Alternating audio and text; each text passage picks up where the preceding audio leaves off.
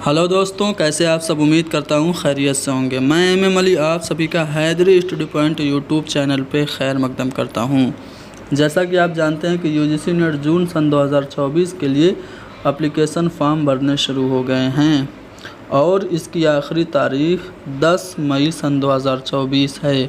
इसी बात को मद्देनज़र रखते हुए आज से हम उर्दू के कंप्लीट क्रैश कोर्स को शुरू कर रहे हैं, जिसकी पहली क्लास में हम उर्दू ज़बान की मुख्तसर तारीख़ को डिस्कस करेंगे और उर्दू ज़बान के आगाज़ व इर्तिका से मुताल्लिक़ जो मुख्तलिफ़ नज़रियात हैं उन्हें जानेंगे और फिर आखिर में यूजीसी नेट में पूछे गए कुछ इम्पोर्टेंट एमसीक्यूज़ को भी हल करेंगे।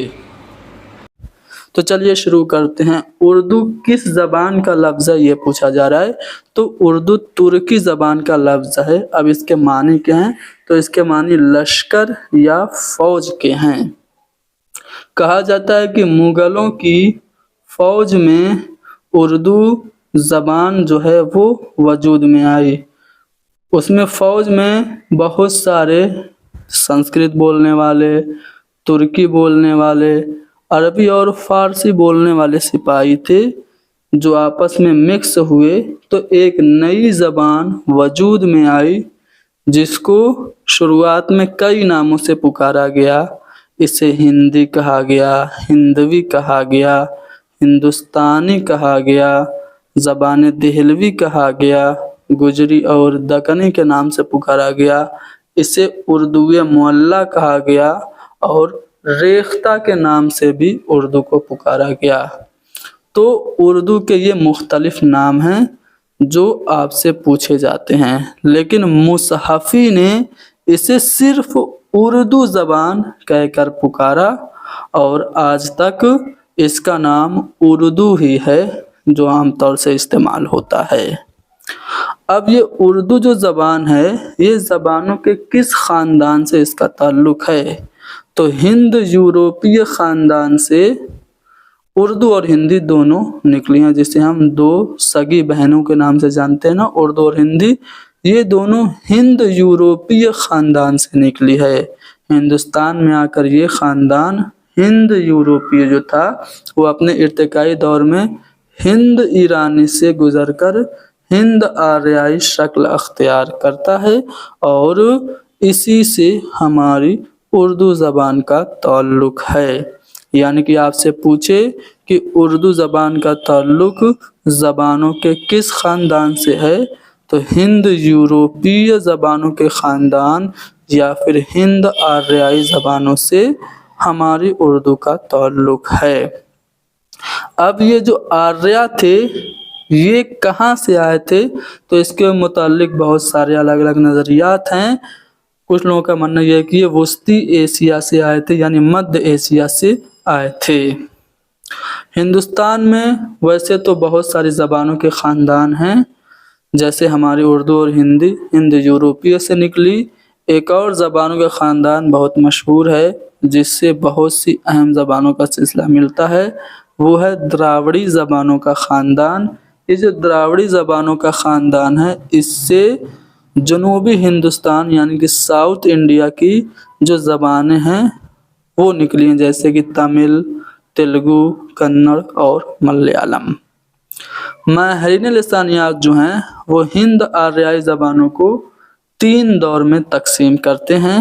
पहला कदीम हिंद आर्याई दौर, दूसरा वस्ती हिंद आर्याई दौर, तीसरा जदीद हिंद आर्याई दौर।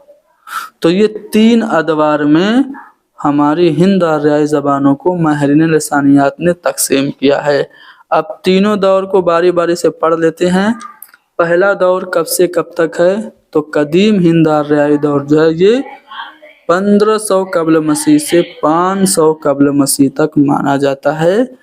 कदीम हिंद आर्याई दौर को ज्ञानचंद जैन ने 2 हिस्सों में तकसीम किया, जिसे हम क्लासिकल संस्कृत और वैदिक संस्कृत के नाम से जानते हैं, जबकि सिद्धेश्वर वर्मा ने इसे 5 हिस्सों में तकसीम किया है। वैदिक मंजिल, उसके बाद अहरे पाणिनि की मंजिल, रज़मिया मंजिल, दीनवी मंजिल और टकसाली मंजिल। वैदिक मंजिल में चारों वेद जो हिंदुओं के हैं, ऋग्वेद, यजुर्वेद, अथर्ववेद और सामवेद लिखे गए। अहद पाणिनि में पाणिनि की जो मशहूर किताब है अष्टाध्याय वो लिखी गई और पतंजलि की महाभाष्य लिखी गई। और रजनिया जो दौर था उसमें महाभारत लिखी थी वेद व्यास ने और 11वीं मंजिल में लिखी थी। लिखी कोई किताब तो नहीं गई थी, लेकिन जो संस्कृत थी वो सरकारी जबान बन गई थी और इसका ताल्लुक मजहब से टूट गया था। और टकसाली मंजिल में संस्कृत जो है वो ग्रामर के उसूल और कवायद की पाबंदियों से जकड़ गई थी और आम जनता से संस्कृत जबान दूर हो गई थी, तो वो टकसाली मंजिल थी। तो ये आपने जो कदीम हिंद आर्याई दौर था उसके बारे में जाना। जो महने लसानियात ने हिंद आर्याई दौर का दूसरा दौर बताया वो वुस्ता हिंद आर्याई दौर बताया है। ये 500 कब्ल मसीह से 1000 ईस्वी तक का ज़माना है। इस दौर को भी आप 3 दौर में तकसीम कर सकते हैं। पहला दौर 500 कब्ल मसीह से मसीह सन शुरू होने तक। इस दौर में पाली आवाम की मकबूल ज़बान थी। दूसरा दौर मसीही सन शुरू होने से 500 ईस्वी तक का ज़माना है।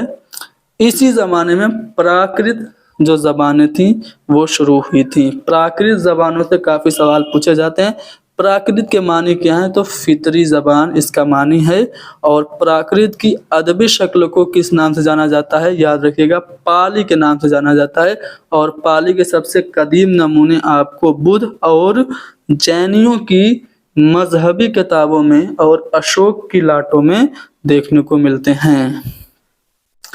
मसूद हुसैन खां एक फेमस स्टेटमेंट देते हैं जो अक्सर एग्जाम में पूछा जाता है कि पहली प्राकृत सिर्फ उस जबान को कहेंगे जिसका अदबी रूप क्या है, पाली है। यानी कि जो प्राकृत का अदबी रूप है वो पाली है और पाली को कदीम मगधी के नाम से भी जाना जाता है। अब ये जो अदबी प्राकृत है इसको हिंद आर्याई लसानियात के माहिरीन ने 5 भाग में तकसीम किया है। पहला जो है वो महाराष्ट्री प्राकृत है, जो मराठी जिससे मराठी निकली है, जनूब की प्राकृत है ये। उसके बाद शौरसेनी है जो मथुरा के इलाके में बोली जाती थी। मगधी प्राकृत है, ये पूरे मशरकी हिंदुस्तानियों की बोली थी। इसका मरकज जनूबी बिहार यानी कि मगध था। अर्ध मगधी यानी कि आधी मगधी, इसका मुकाम अवध और मशरकी उत्तर प्रदेश था। उसके बाद पिशाची जो कश्मीर और पंजाब के इलाके की प्राकृत थी। तो जो अदबी प्राकृत है उसको 5 हिस्सों में तकसीम किया गया है। कौन कौन से, महाराष्ट्री, शौरसेनी, मगधी, अर्ध मगधी और पिशाची। ठीक है। अब जो वुस्ता हिंद आर्याई दौर है उसमें तीसरा दौर जो है वो अपभ्रंशों का दौर है जो 500 ईस्वी से 1000 ईस्वी तक मुहित है। अपभ्रंश के माने क्या होते हैं, तो अपभ्रंश के माने बिगड़ी हुई जबान के हैं। और अपभ्रंश लफ्ज सबसे पहले हेमचंद ने इस्तेमाल किया था और मार्कंडे ने अपभ्रंश की 3 किस्में बताई थी, नागर, ब्राचड़ और उपनागर। ठीक है। चलिए, हिंदुस्तान की जदीद जबानों की पैदाइश प्राकृतों से नहीं बल्कि अपभ्रंशों से हुई है।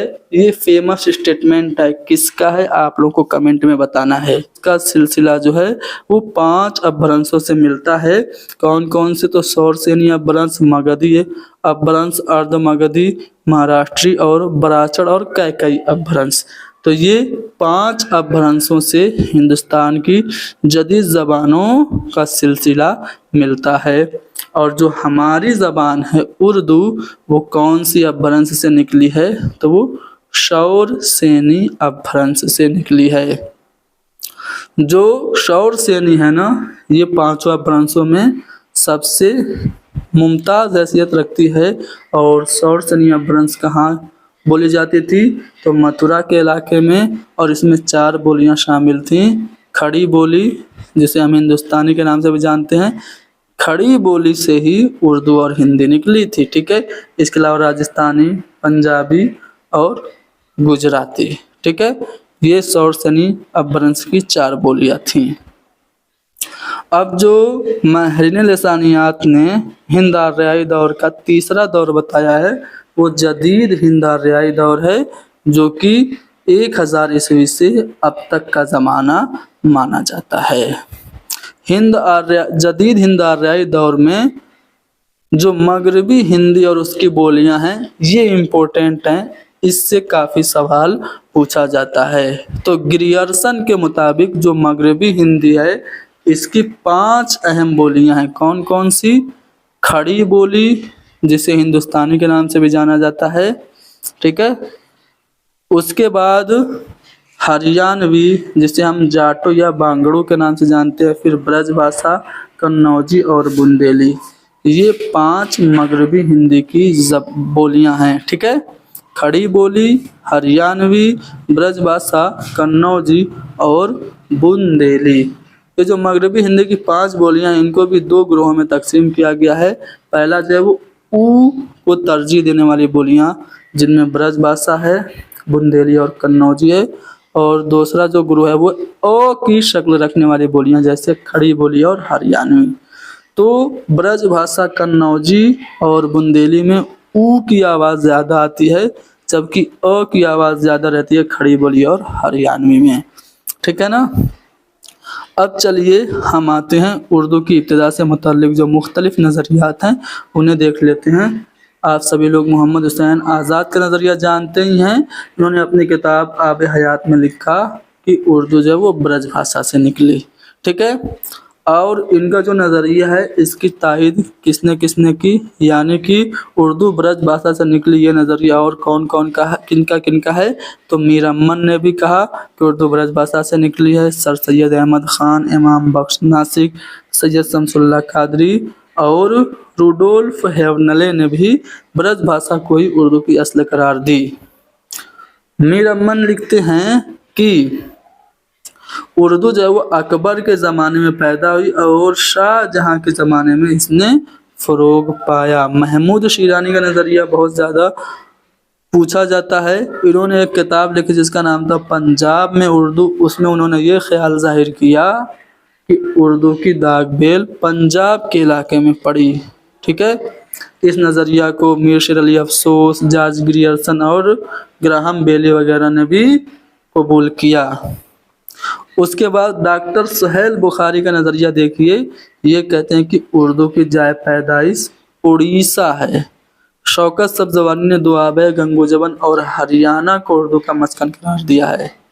जबकि मसूद हुसैन खां का नज़रिया जो सबसे ज़्यादा ऑथेंटिक माना जाता है वो क्या है? वो कहते हैं कि दिल्ली और उसके गिरदो नवा जो है इसमें उर्दू की पैदाइश हुई। यानी मसूद हुसैन खां ने सरजमीन दिल्ली और उसके गिरदो नवा को उर्दू की जाए पैदाइश करार दिया।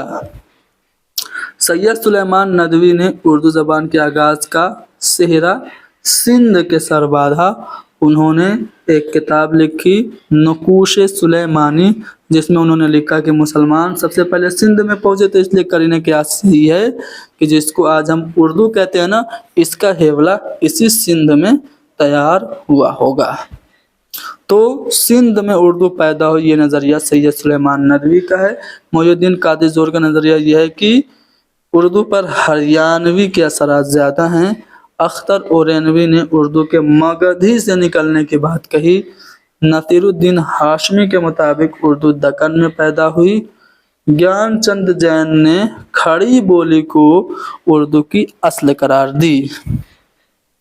इंशाअल्लाह खां इंशा ने उर्दू को अरबी फ़ारसी और तुर्की भाषा पर अरबी, फ़ारसी, तुर्की और ब्रज भाषा पर मुश्तमिल करार दिया है। जबकि मसूद हुसैन खां लिखते हैं कि उर्दू खड़ी बोली और हरियाणवी की आमोजिश से निकली है। एक स्टेटमेंट जो ऊपर आ भी चुका है, फिर से रिपीट कर रहा हूँ कि हिंदुस्तान की जदीद ज़बानों की पैदाइश प्राकृतों से नहीं बल्कि अपभ्रंशों से हुई। ये स्टेटमेंट मोहिउद्दीन कादरी ज़ोर का है। सुनीति कुमार चटर्जी का फेमस स्टेटमेंट जो अक्सर पूछा जाता है वो ये है कि अगर मुसलमान हिंदुस्तान में न आते तब भी जदीद हिंद आर्याई ज़बानों की पैदाइश हो जाती, लेकिन इनकी अदबी इर्तिका में ज़रूर थोड़ा सा ताख़ीर होती। तो ये सुनीति कुमार चटर्जी कह रहे हैं। ठीक है, अब हम आते हैं कुछ इम्पोर्टेंट क्वेश्चन जो कि इस चैप्टर से रिलेटेड हैं। पहला सवाल तो आसान सा, उर्दू किस ज़बान का लफ्ज़ है? तुर्की ज़बान का लफ्ज़ है। एक्सप्लेनेशन यहाँ पे मौजूद है। एक्सप्लेनेशन मैं पीछे बता चुका हूँ, एक्सप्लेनेशन नहीं करूँगा। आपको ये PDF चाहिए तो हमारे टेलीग्राम ग्रुप को ज्वाइन कीजिएगा। टेलीग्राम ग्रुप जो है वो हैदरी स्टडी पॉइंट के नाम से है। डिस्क्रिप्शन में मैं लिंक दे दूंगा, वहाँ से आप इस PDF को डाउनलोड करके खुद एक बार पढ़िएगा तो सभी चीज़ें पूरी तरह से क्लियर हो जाएंगी।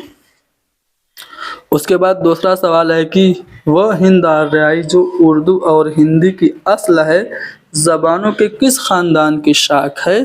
तो हिंद यूरोपीय ज़बानों के ख़ानदान से उर्दू और हिंदी दोनों का ताल्लुक़ है। ठीक है, यहाँ पे कुछ स्टेटमेंट दिए गए हैं जिन्हें पढ़ के कोड में आंसर करना है। चलिए पढ़ते हैं। द्राविड़ी की मशहूर शाखें तमिल, तेलुगु, कन्नड़ और मलयालम है। क्या ये स्टेटमेंट सही है? बिल्कुल सही है। दूसरा है कि मसूद हुसैन खां के मुताबिक हिंदुस्तान में आर्यों के दाखिले की तारीख 1500 कब्ल मसीह करार दी जाती है। ये स्टेटमेंट भी सही है। उसके बाद आर्याई का पहला मुस्तनद जो नक्शा है वो ऋग्वेद है। ये भी सही है। तो अलिफ बे और दाल, अलिफ बे और दाल यहाँ पे जो ऑप्शन नंबर C है ना वो हमारा सही है। जो यहाँ पे आपका जिम वाला स्टेटमेंट है ना वो गलत है। अलिफ सही है, बे सही है और दाल सही है। आगे बढ़ते हैं। कौन सी बोली मगरबी हिंदी की नुमाइंदा बोली कहा जाता है? तो जो ब्रज भाषा है उसको मगरबी हिंदी की नुमाइंदा बोली और शौर से यानी अपभ्रंश की सच्ची जानशीन कहा जाता है। ब्रज भाषा मथुरा के इलाके की बोली है। तो ये मगरबी हिंदी की नुमाइंदा बोली है ब्रज भाषा। कौन सा बयान दुरुस्त नहीं है? ध्यान से पढ़िए। पहला है लहिंदा मगरबी पंजाब की ज़बान है। सही बात है। मराठी जो जनूबी हिंदुस्तान की जदीद आर्याई ज़बान है इसे शायरी और मौसीकी की ज़बान भी कहा जाता है। ये बात भी बिल्कुल दुरुस्त है। ब्रज भाषा शौर से या अपभ्रंश की सच्ची जानशीन है। अभी हमने ऊपर ये बात पढ़ी। सही है। गिरियर्सन के मुताबिक मगरबी हिंदी की बोलियों की तादाद 3 है। जी नहीं, मगरबी हिंदी की बोलियों की तादाद 5 है। तो हमारा जो स्टेटमेंट 4 होगा ना वो गलत होगा, क्योंकि मगरबी हिंदी की जो बोलियां हैं वो 5 हैं। पहली है खड़ी बोली, दूसरी हरियाणवी, तीसरी ब्रज भाषा, चौथी कन्नौजी और 5वीं बुंदेली। ये मगरबी हिंदी की बोलियों को 2 ग्रुपों में तकसीम किया गया है। ऊ को तरजीह देने वाली बोलियां जो हैं वो ब्रज भाषा, बुंदेली और कन्नौजी हैं। ओ की शक्ल रखने वाली बोलियां खड़ी बोली और हरियाणवी हैं। अगला सवाल है कि उर्दू की जाए पैदाइश से मुताल्लिक दर्ज झेल जुमरे में 2 सही हैं। जो 2 सही हैं ना उन्हें आप बताइए। चलिए, पहला है सिंध, मसूद हुसैन खां गलत है। क्यों? क्योंकि उर्दू की पैदाइश सिंध में हुई। ये नज़रिया मसूद हुसैन खां का नहीं बल्कि किनका है? सुलेमान नदवी का है। ठीक है। दक्कन नसीरुद्दीन हाशमी, ये बिल्कुल सही नज़रिया है। दक्कन में उर्दू किताब नसीरुद्दीन हाशमी के जिसमें उन्होंने ये साबित करने की कोशिश की है कि उर्दू दक्कन में पैदा हुई।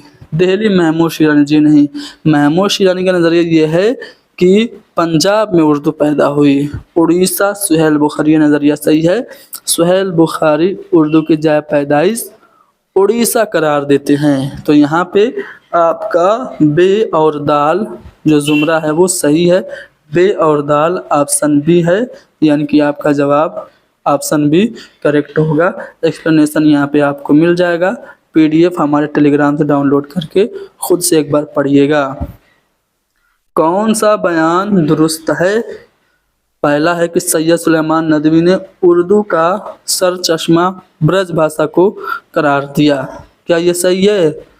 शौकत सब्ज़वारी का नज़रिया ये कि उर्दू पाली से निकली।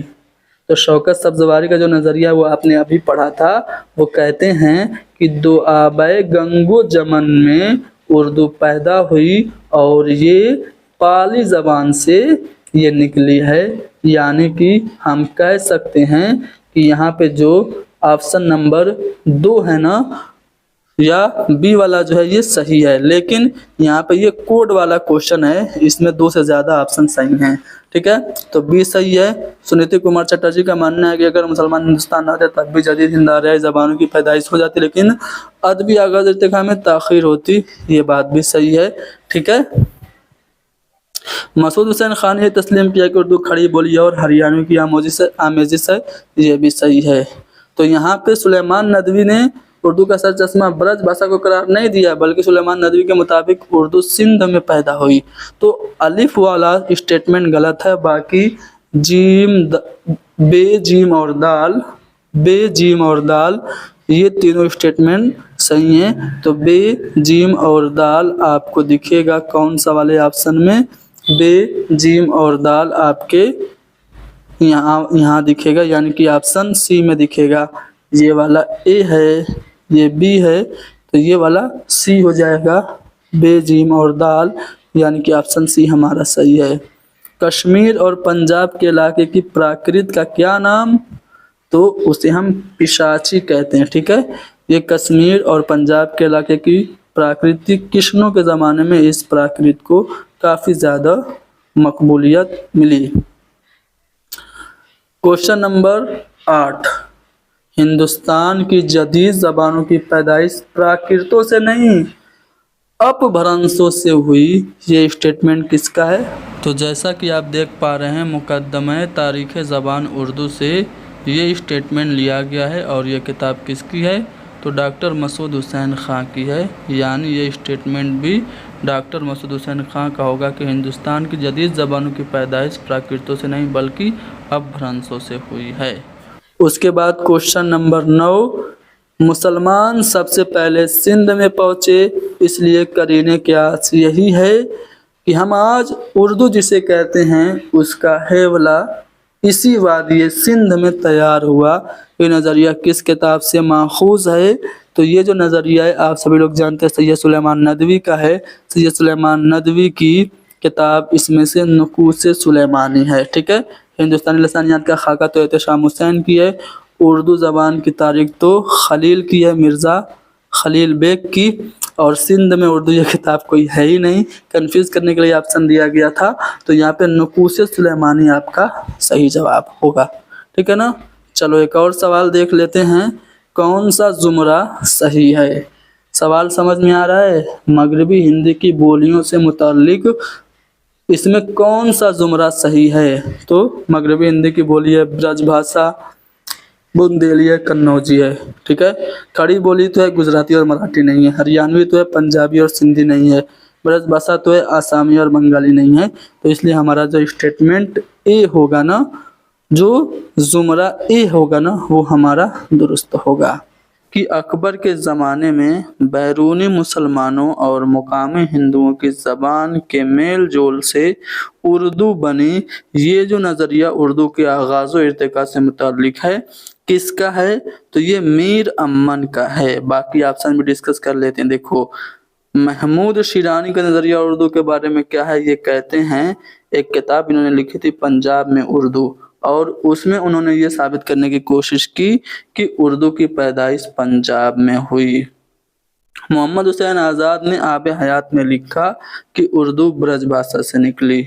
मसूद हुसैन खां का नज़रिया ये है कि उर्दू दिल्ली और गिरदो नवाह में पैदा हुई। आगे बढ़ते हैं अगले सवाल पे। ग्रियर्सन ने हिंदुस्तानी किस ज़बान को कहा? तो ग्रियर्सन ने खड़ी बोली को हिंदुस्तानी कहा है। अब यहाँ पे मैं आप लोगों को मगरबी हिंदी की जो 5 बोलियां हैं वो मैं बताने वाला हूँ, जिसमें खड़ी बोली भी शामिल है। तो मगरबी हिंदी की 5 बोलियों में पहली है ब्रज भाषा, दूसरी है बुंदेली, तीसरी कन्नौजी और चौथी है हरियाणवी, जिसको हम लोग बांगड़ू या फिर जाटो के नाम से भी जानते हैं, और 5वीं है खड़ी बोली, जिसे ग्रियर्सन ने हिंदुस्तानी कहा था। आगे बढ़ते हैं अगले सवाल पे। क्वेश्चन नंबर 131 है, खड़ी बोली किस जबान की एक शाख है? तो अभी मैंने मगरबी हिंदी की 5 बोलियां बताई थी, यानी कि आप कह सकते हैं कि मगरबी हिंदी की एक शाख है खड़ी बोली। क्वेश्चन नंबर 132, आर्याई जबानों में वो कौन सी वाहिद जबान है जिस पर अरबी के बराह रास्त यानी डायरेक्ट असरात पड़े हैं? तो सिंधी जो जबान है ये आर्याई जबान है और इस पर अरबी के असर पड़े हैं, यानी कि तीसरा वाला ऑप्शन हमारा करेक्ट होगा।